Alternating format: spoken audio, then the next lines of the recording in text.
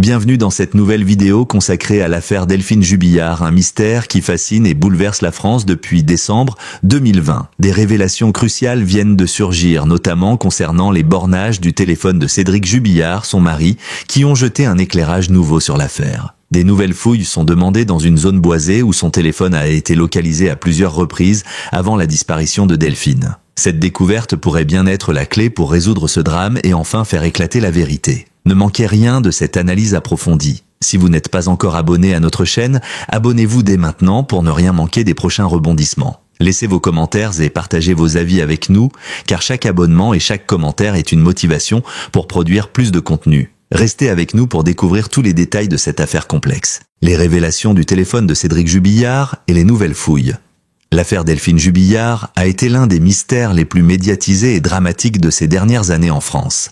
Depuis la disparition de la jeune infirmière dans la nuit du 15 au 16 décembre 2020, l'enquête n'a cessé de soulever des questions et de dévoiler des rebondissements inattendus. Un des éléments clés qui ont alimenté les soupçons des enquêteurs contre son mari, Cédric Jubillard, est l'utilisation de son téléphone portable et des données qu'il a fournies avant et après la disparition de sa femme. Ces révélations récentes pourraient bien changer le cours de l'affaire et donner une nouvelle direction à l'enquête, surtout avec les demandes de fouilles supplémentaires déposées par les avocats des parties civiles. Le téléphone de Cédric Jubillard a été un élément crucial dans le développement de l'enquête. Selon les informations révélées par les avocats des parties civiles, ce téléphone aurait borné 17 fois dans une zone boisée non encore fouillée, située à une trentaine de kilomètres du domicile conjugal à Cagnac-les-Mines, dans le Tarn. Ce n'est pas la première fois que des données téléphoniques sont utilisées dans des affaires criminelles pour aider à retracer les déplacements d'un suspect, mais ces nouvelles révélations ont pris un poids particulier dans le cadre de l'affaire Jubillard. En effet, ces bornages,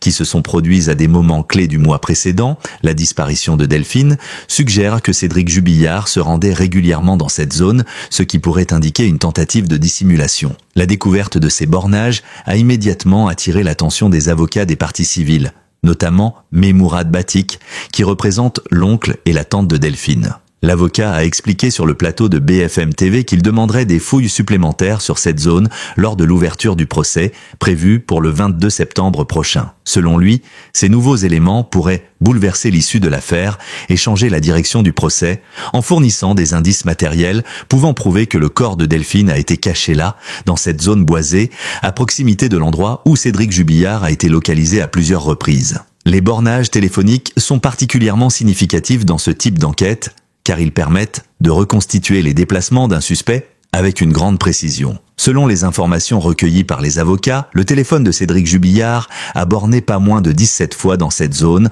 entre le 15 novembre et le 15 décembre 2020, soit juste avant la disparition de sa femme. Deux des bornages les plus intéressants ont eu lieu le 15 décembre, veille de la disparition, entre 12h24 et 13h10, ainsi qu'à 3h21 du matin le jour même de la disparition. Ces horaires sont cruciaux car ils coïncident avec des moments où les enquêteurs pensent que Cédric Jubillard a pu déplacer le corps de sa femme ou préparer son dissimulation. Le caractère répétitif des bornages dans cette zone est un point qui intrigue particulièrement les enquêteurs et les avocats des parties civiles. Si Cédric Jubillard s'est rendu à plusieurs reprises dans cette même zone boisée, cela pourrait indiquer qu'il avait planifié son acte et cherché à se débarrasser du corps de sa femme de manière préméditée. L'idée qu'il aurait potentiellement enterré le corps de Delphine dans cette zone se renforce à mesure que les enquêteurs examinent plus attentivement ces bornages et les heures auxquelles ils ont eu lieu. Ce qui semblait être une simple absence d'éléments probants commence à prendre un tout autre visage, celui d'une dissimulation volontaire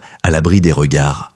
La zone en question, une étendue boisée peu fréquentée, a été jusqu'à présent négligée par les enquêteurs. Cette négligence pourrait bien être la clé de l'affaire, car les premiers éléments suggèrent que cette zone aurait dû être fouillée plus tôt. Le fait que le téléphone de Cédric Jubillard ait été localisé dans cet endroit à plusieurs reprises, notamment à des moments stratégiques, laisse penser qu'il avait l'intention de cacher des preuves. Le silence de la zone, loin des regards indiscrets, aurait constitué un endroit idéal pour lui permettre de se débarrasser du corps de Delphine. Le procès, prévu pour septembre 2023, pourrait bien être le moment où ces nouveaux éléments seront examinés plus en détail, avec des fouilles supplémentaires sur le terrain à la clé. Un autre aspect de cette nouvelle demande de fouilles est qu'elle pourrait remettre en question certains aspects de l'enquête initiale. En effet, les avocats des parties civiles estiment que les investigations menées jusqu'à présent n'ont pas été suffisantes pour retrouver le corps de Delphine Jubillard. Mais Pauline Rongier, avocate de la meilleure amie de la victime, a également confirmé qu'elle avait demandé des fouilles dans cette même zone.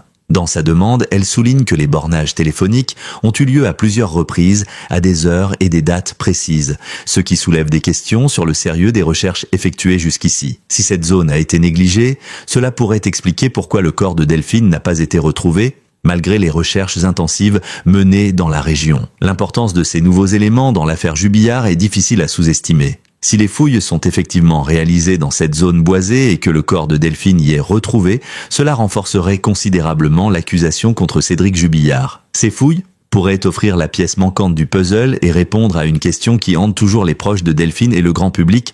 Où est le corps de Delphine Jubillard? Si les enquêteurs arrivent à trouver ce corps, cela pourrait être la preuve que Cédric Jubillard a bien assassiné sa femme et tenté de dissimuler son crime. De nouvelles fouilles dans cette zone ne sont pas seulement une réponse à la recherche du corps de Delphine Jubillard, mais aussi un moyen de mettre en lumière la manière dont Cédric Jubillard a manipulé son entourage et l'enquête. Si les preuves accablantes continuant de s'accumuler, le procès à venir pourrait révéler des aspects encore plus sombres de cette affaire tragique. Alors que l'attente du procès s'intensifie, ces nouvelles découvertes téléphoniques et les demandes de fouilles supplémentaires ouvrent la voie à une résolution potentielle, mais aussi à une réévaluation de l'enquête dans son ensemble. Les incohérences du récit de Cédric Jubillard et le profil du suspect. L'affaire Delphine Jubillard, qui a captivé l'attention du public depuis sa disparition dans la nuit du 15 au 16 décembre 2020, prend un tournant décisif avec l'apparition de nouveaux éléments révélés par les enquêteurs et les avocats des parties civiles. Le téléphone de Cédric Jubillard, le mari de Delphine, a constitué un indice majeur dans cette affaire, mais ce n'est pas tout. Les incohérences flagrantes dans les déclarations de Cédric Jubillard, couplées aux éléments matériels accumulés par les enquêteurs, ont permis de renforcer la thèse de sa culpabilité. Ces incohérences, plus nombreuses et flagrantes que jamais, jettent une lumière crue sur le profil du suspect, un homme qui, selon les enquêteurs, aurait prémédité le meurtre de son épouse. L'enquête a rapidement révélé que Cédric Jubillard, bien que prétendant être innocent, avait des difficultés à fournir une version crédible des événements entourant la disparition de sa femme. Dès les premières heures de l'enquête, son récit de la soirée du 15 décembre 2020 a été mis en doute.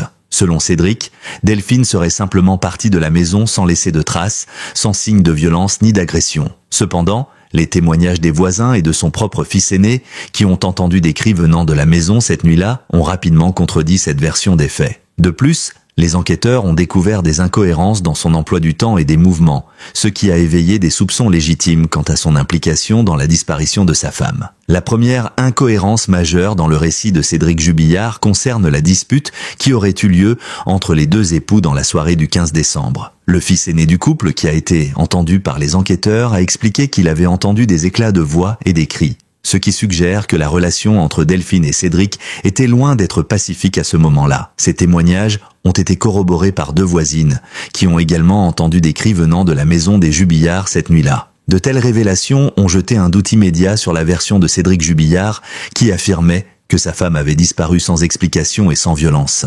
Les enquêteurs ont ainsi pu établir que les tensions conjugales entre les deux époux étaient de plus en plus intenses, notamment en raison du divorce imminent et des frustrations liées à cette séparation. Cédric Jubillard, en instance de divorce, semblait de plus en plus incapable d'accepter cette situation. Plusieurs témoins ont rapporté qu'il avait exprimé de manière répétée son désir de faire la misère à sa femme et même de la tuer. Cette agressivité verbale qui avait été signalée par des proches et des témoins a jeté une lumière inquiétante sur la relation qu'il entretenait avec Delphine. D'après l'ordonnance de mise en accusation, ces déclarations témoignent d'un homme en proie à des sentiments de jalousie démesurée et d'une colère exacerbée envers sa femme, qui avait pris la décision de mettre fin à leur mariage. Cédric Jubillard était devenu obsédé par l'idée de surveiller sa femme, de contrôler ses déplacements et ses relations, ce qui a progressivement créé un climat de tension et de peur au sein du couple. L'intensification de cette surveillance quotidienne et de cette jalousie dévorante a été perçue comme un signe avant-coureur de l'escalade de la violence. L'un des aspects les plus inquiétants de l'affaire est la manière dont Cédric Jubillard a réagi à la disparition de sa femme. Alors que la plupart des conjoints réagiraient par des comportements désespérés et anxieux, Cédric a montré une étrange indifférence face à la situation. Il est apparu calme et contrôlé, comme s'il n'était pas véritablement affecté par la disparition de Delphine. Ce manque d'émotion, combiné à ces déclarations incohérentes, a renforcé les soupçons des enquêteurs. En revanche, les personnes proches de Delphine ont rapidement affirmé que cette disparition était tout sauf un simple accident. La disparition de Delphine ne semblait pas être le résultat d'une fugue ou d'une évasion, mais plutôt le fruit d'une action délibérée. Les incohérences dans le récit de Cédric Jubillard se sont également manifestées après l'ouverture de l'enquête. Les enquêteurs ont mis en évidence des éléments qui témoignaient d'un changement dans son comportement, notamment dans la période précédant la disparition de Delphine. Cédric semblait avoir une fixation sur la question du divorce qu'il ne supportait pas. Le fait qu'il ait surveillé son épouse de manière constante pendant cette période, ainsi que ses nombreux contacts avec elle dans les jours précédant sa disparition, a été interprété comme un signe de son incapacité à accepter la fin de leur relation. Plusieurs témoins ont rapporté qu'il avait exprimé son intention de faire pression sur Delphine pour qu'elle reconsidère sa décision de divorcer, ce qui montre l'étendue de la pression qu'il exerçait sur elle. Les enquêteurs ont également observé des incohérences dans les mouvements de Cédric Jubillard au cours de la nuit du 15 au 16 décembre. Selon les témoignages et les éléments matériels, Cédric aurait agi de manière étrange après la disparition de sa femme. Il a laissé de côté certaines étapes clés de la procédure, comme la recherche immédiate de sa femme ou l'appel aux autorités. À la place, il a rapidement tenté de minimiser la situation,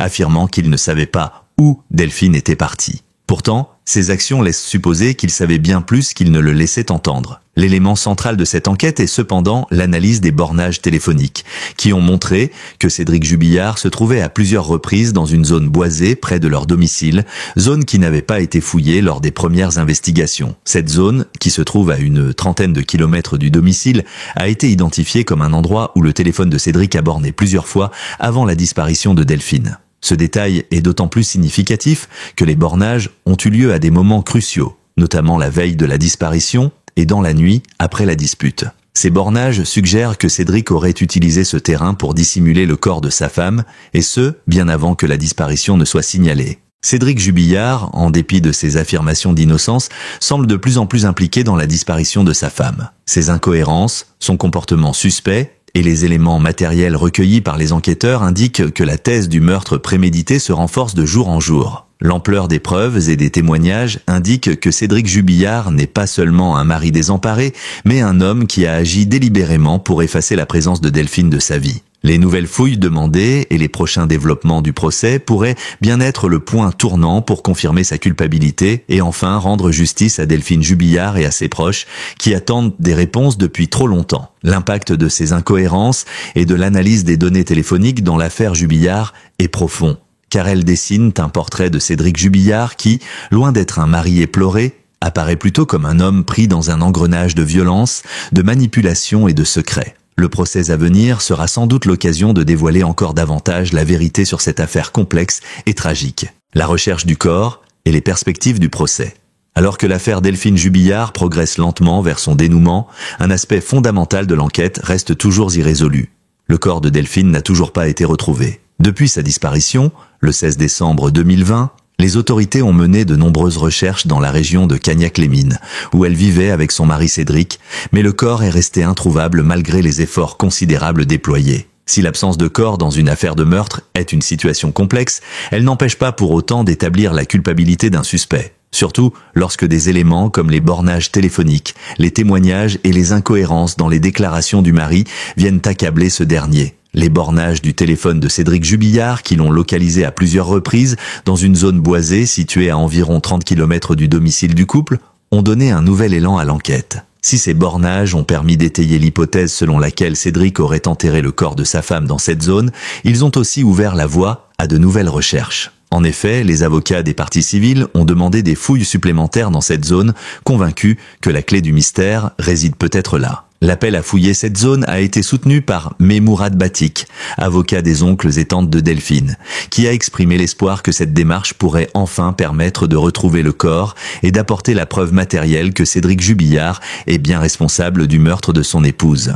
Ces fouilles pourraient jouer un rôle décisif dans le procès à venir, car la découverte du corps permettrait de solidifier l'accusation. En effet, bien que les enquêteurs aient recueilli un nombre considérable de preuves circonstancielles, la présence du corps de Delphine serait l'élément manquant pour rendre la culpabilité de Cédric Jubillard irréfutable. L'absence de corps dans une affaire de meurtre peut, dans certains cas, entraîner une complexification de la procédure judiciaire, car cela peut conduire à des débats concernant la nature exacte de la cause du décès. Cependant, les éléments qui pèsent contre Cédric Jubillard, y compris les bornages, les incohérences dans son récit et ses déclarations, le conduisent à être vu par les enquêteurs comme le principal suspect. Les avocats des parties civiles, dont Pauline Rongier, sont fermement convaincus que les recherches n'ont pas été suffisamment approfondies dans cette zone boisée. Selon eux, le fait que Cédric Jubillard ait été localisé à plusieurs reprises dans cette zone et à des moments cruciaux de la disparition de sa femme est une preuve indirecte qu'il s'est rendu sur place pour cacher son crime. L'avocate évoque la possibilité que les fouilles supplémentaires dans cette zone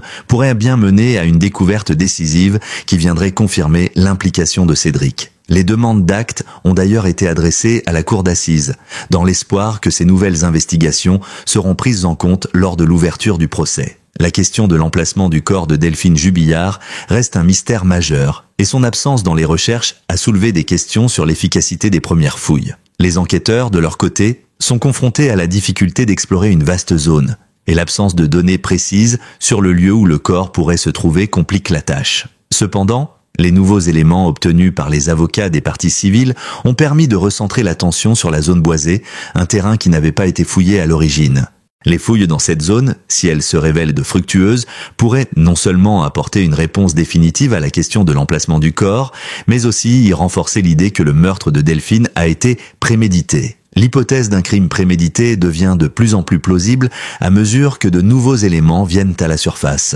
L'intention de dissimuler la scène de crime, en enterrant le corps dans une zone éloignée et difficile d'accès, est un comportement typique de quelqu'un qui cherche à effacer toute trace de son crime. Si le corps de Delphine est retrouvé dans cette zone, cela pourrait constituer une preuve irréfutable de la culpabilité de Cédric Jubillard. La recherche du corps est d'autant plus cruciale que la famille et les proches de Delphine, ainsi que le grand public, attendent des réponses depuis plus de 2 ans. La souffrance des proches de la victime est incommensurable, d'autant plus que la famille de Delphine n'a toujours pas pu faire son deuil en raison de l'absence de son corps. Les recherches infructueuses, les fausses pistes et le manque de clarté sur les circonstances exactes de sa disparition ont plongé la famille et les proches dans un état de confusion et de douleur incessant. Retrouver le corps de Delphine serait non seulement un acte de justice, mais aussi un moyen de permettre à la famille de commencer à guérir. Les perspectives du procès de Cédric Jubillard sont désormais largement influencées par la question du corps. L'ouverture du procès en septembre